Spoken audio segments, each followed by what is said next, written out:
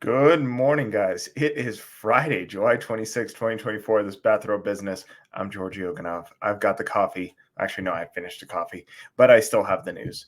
Sorry, this thing is weird. I never know if the recording actually starts or not. I think there's always a delay between what it tells me and when it's actually recording. But let's jump into it. So today's video is gonna be short and sweet. I'm just gonna cover one subject and one subject only. And I'm actually going to do very little analysis. I'm just going to present data. So let's jump into it. Headline story of the day. Fed's key inflation gauge rose 2.5% in June, from June to June of last year to this year. So inflation is supposedly down. Fed's key inflation data rose 2.5% in June from a year ago, in line with expectations.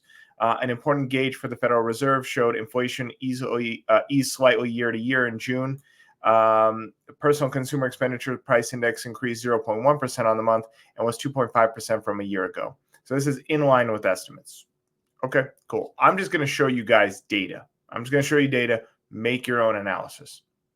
So this is the cost of gold, approximately June to June, last year to this year.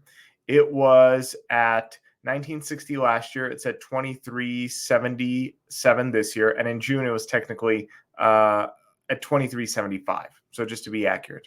So there's that. Bitcoin. Last year in June, approximately, it is year to year. So we're going July to July. It was at 29,000. It's currently at 67,000. Let me share that as well. Home prices. So these are home prices here in Utah. Try to keep it as local as possible. So home prices in Utah, despite the high interest rates and high prices, rose 3.6%, not 2.5. Wage growth. So I couldn't find a chart for this one, but wage growth year over year increased 3.9%, not 2.5. Rentals. Rental prices across the United States, which we hear are dropping, increased 3.4%. Let's move on to the insurance rates. This is average cost of car insurance.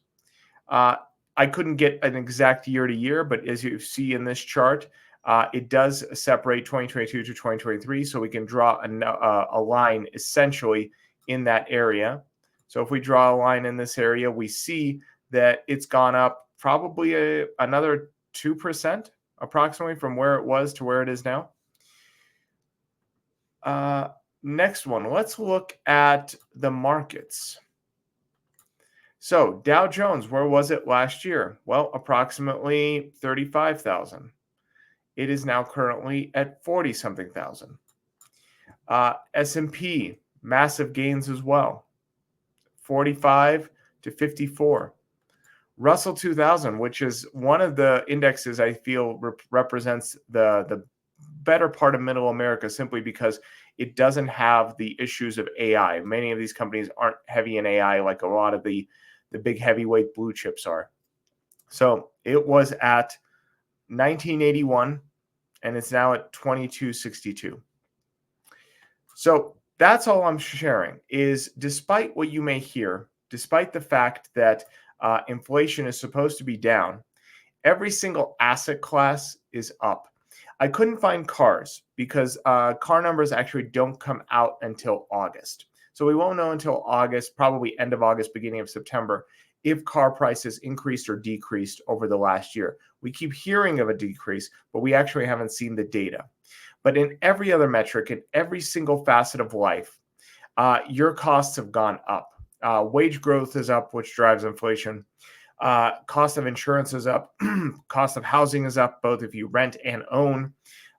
Every single asset class is up. Hedges against inflation, like gold and crypto, show that they're up astronomically. So when they give me this data on PC and say 2.5% inflation's coming down, I got to say, I think that's a lie. That's it. That's all I'm going to say. Like I said, today's video is short, sweet. It's less than 5 minutes. So hope you guys enjoyed. I hope you have a productive weekend, and I'll see you guys on Monday.